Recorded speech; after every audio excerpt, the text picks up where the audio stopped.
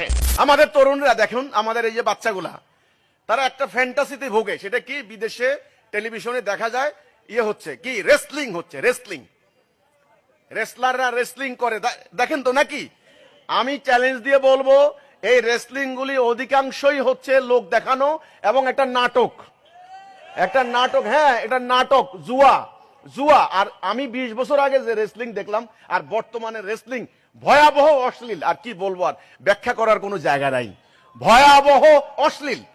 কাজেই ওরা পরিকল্পিতভাবে আমাদের তরুণদেরকে এই অপসংস্কৃতি, অপরাজনীতি, মাদক ইত্যাদি ঢুকিয়ে আমাদের তারুণ্য শক্তিকে ধ্বংস করে দিচ্ছে।